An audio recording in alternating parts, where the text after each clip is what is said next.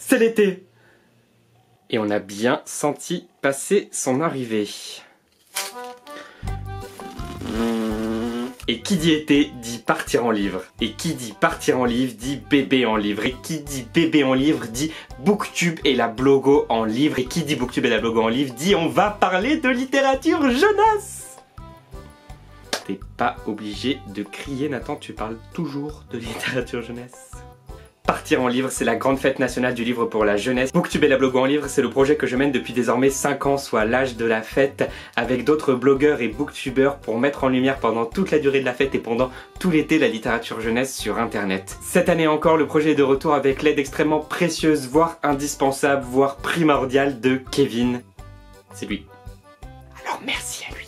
Si vous voulez participer, vous pouvez rejoindre le off de l'événement qui commencera à la fin de la fête et qui aura lieu jusqu'au mois d'août. Ou si vous êtes un lecteur, vous pouvez tout simplement participer au concours que nous allons lancer dans quelques jours. Un grand concours organisé avec plein d'éditeurs. Je mets plein de liens et d'infos dans la barre d'infos, elle est là pour ça, je vais pas vous bassiner avec tout ça. N'hésitez pas à aller nous suivre.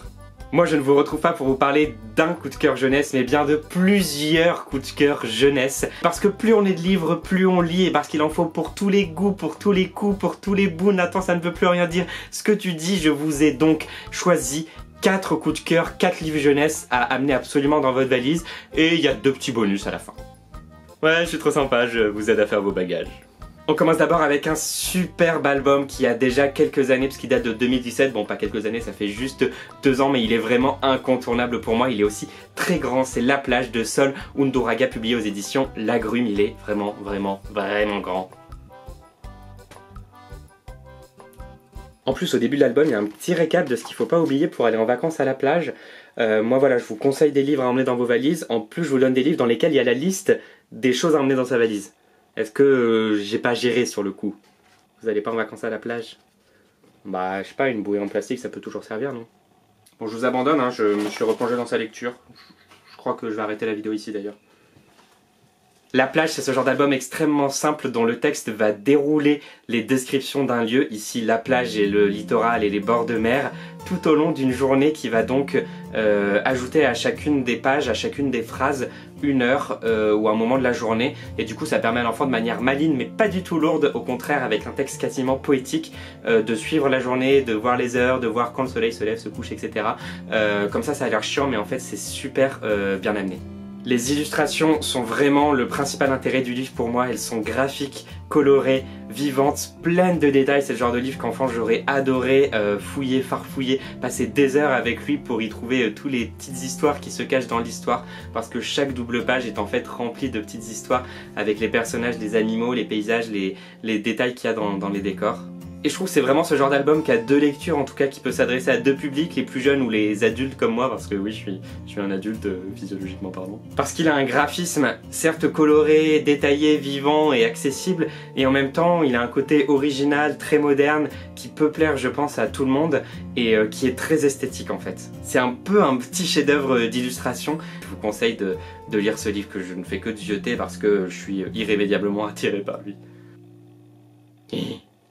La chaleur me monte à la tête. On enchaîne avec le dernier roman d'une autrice dont je vous ai déjà moult fois parlé, qui utilise encore moult dans ses phrases au XXIe siècle. Il s'agit du nouveau roman de Suzine Nielsen, publié aux éditions Helium, qui s'appelle Partie sans laisser d'adresse. Est-ce que cette couverture colorée n'est pas parfaitement estivale et délicieuse à regarder?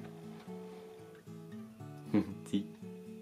Alors on est sur un thème un peu moins joyeux et sur une histoire un peu moins drôle, puisqu'on y suit l'histoire de Félix, de sa mère Astrid et de sa gerbille Horatio. Ils vivent dans une espèce de van Volkswagen dans leur ville au Canada, et on suit l'histoire de Félix au collège, ses amis, etc. Un peu en parallèle l'histoire de sa mère Astrid, et puis leurs aventures, leur vie quotidienne. Bon, comme ça vous vous dites, c'est un roman social qui parle de SDF, qui est chiant, qui est certes dans l'air du temps parce qu'il aborde des thématiques importantes et parce qu'il faut faire des choses pour ces gens-là, mais c'est parce que vous ne connaissez peut-être pas Suzine Nielsen, qui est un peu décrite comme la John Green canadienne, même si elle s'adresse à un public légèrement plus jeune que John Green, qui est moins young adult mais plus adolescent, même s'il peut être lu ensuite par les plus grands, preuve en est.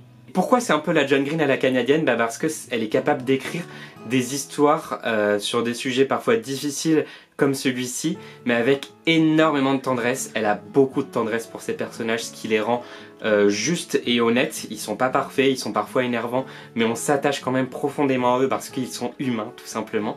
Elle crée des histoires qui sont drôles et lumineuses. Elle est toujours dans l'espoir, elle est jamais en train de dramatiser, de tomber dans le pathos ou dans de la surenchère d'émotions. Et elle crée des livres qui vraiment vous emportent dans une aventure quotidienne. Et là, elle parvient vraiment à un niveau encore toujours plus haut, toujours plus fort. Non, on va pas partir sur le slogan Fort Boyard.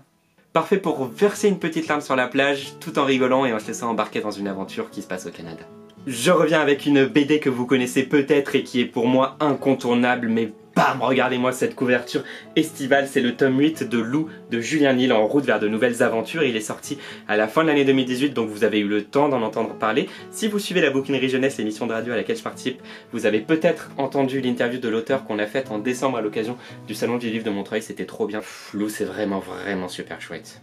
Julien Nil croque la vie et le fait de grandir avec une grande tendresse une fois de plus, avec beaucoup d'onirisme, j'insiste là-dessus, et avec douceur. Et ce 8e tome, comme le dit le titre de la BD, amène vers de nouvelles aventures, avec une aventure estivale qui est chaude, qui est chatoyante, qui est pleine de couleurs, qui fait rêver. Julien Nil atteint avec cette BD un vrai paroxysme dans son dessin qui est vivant, fluide, spontané, coloré, superbe, détaillé et qui jouit aussi d'une construction. Les cases, les pages, tout est construit avec une grande habileté, avec beaucoup d'originalité et avec beaucoup de dynamisme. Une grande BD qui conclut avec douceur, ensoleillement et beauté, une série que je vous enjoins à lire, c'est vraiment l'occasion de la découvrir. Et je termine avec une autrice dont je vous ai aussi déjà beaucoup parlé. Il s'agit de Fleur Houry qui vient de sortir son nouvel album dimanche aux éditions des Fourmis Rouges.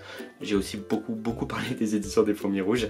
Et vous la connaissez peut-être parce qu'elle a notamment écrit l'album Premier Matin qui est un album magnifique et touchant. Et c'est elle qui a créé l'identité graphique de la chaîne. Avec Dimanche, elle raconte une histoire qui n'évoque peut-être pas tant l'été que ça, même si les personnages semblent être dans une saison chaude comme le printemps ou l'été, mais on est dans un dimanche qui ressemble plutôt à un dimanche d'année scolaire qui vous ramène en enfance parce que le personnage principal, une petite renarde, va avec ses parents voir sa mamie pour le dimanche. Tout cela est plutôt ennuyant pour elle. Elle décide donc d'aller dans le jardin et elle trouve un trou dans la haie qui va l'amener dans le monde des humains où elle va passer une journée de jeu et d'aventure avec une nouvelle amie.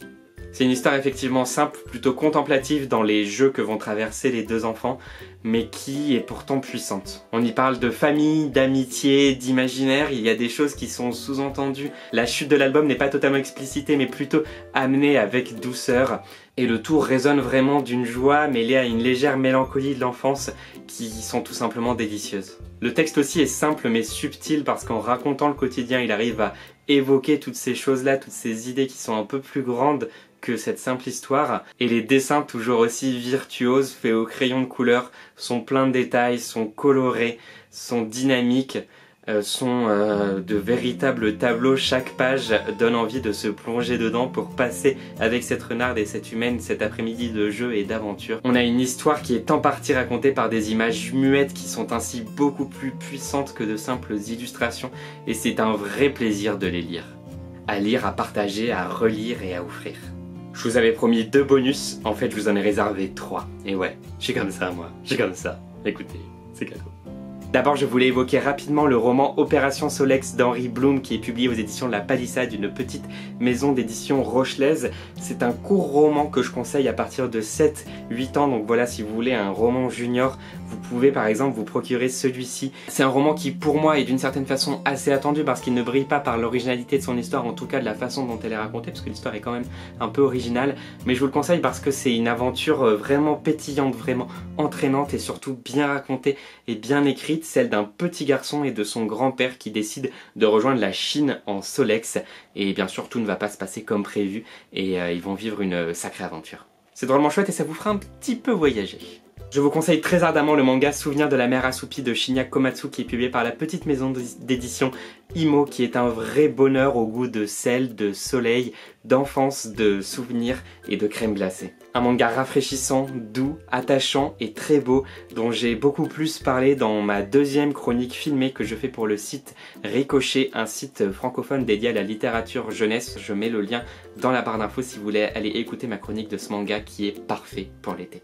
Enfin, je ne sais pas si vous le saviez, mais si vous n'êtes pas trop lecture ou si vous avez envie de combiner vos lectures d'été avec un peu de jeu, les éditions Sarbacane viennent de publier un cahier de jeux Gurti. C'est trop bien. C'est plein de jeux autour de l'héroïne Gurti qui a une série de livres qui lui est consacrée dans la collection Pépix des éditions Sarbacane. Une série de livres dont je vous ai déjà parlé, donc je ne vous reconseille pas de nouveau pour l'été, même si vous devez absolument lire cette série rafraîchissante, drôlement drôle et drôlement attachante. C'est ça là, et encore ils sont pas tous là. Voilà, si vous voulez un été qui a du chien, ce cahier de jeu a l'air tout à fait rigolo. J'espère que cette sélection de livres jeunesse vous a plu et que vous trouverez parmi tous ces ouvrages que j'ai vraiment aimés des livres à emporter dans vos valises qui vous plairont. En tout cas, n'hésitez pas à me le dire en commentaire et à me dire quel livre vous comptez emporter dans vos valises ou quel livre vous me conseillez. J'essaye de revenir bientôt plus régulièrement pour de nouvelles vidéos, mais c'est un petit peu le bazar en ce moment. En tout cas, je mets en barre d'infos la personne qui poursuit la chaîne de vidéos pendant Booktube et la blog en livre dès demain, et je vous invite vraiment à suivre la fête parce qu'on vous a réservé plein de surprises comme je le disais au début de la vidéo, comme chaque année, et lisez, défendez et parlez de littérature jeunesse. C'est super chouette et super important de le faire. Alors passez un bel été, faites de belles lectures, achetez vos livres en librairie indépendante si vous le pouvez et surtout portez-vous bien. Allez, salut tout le monde.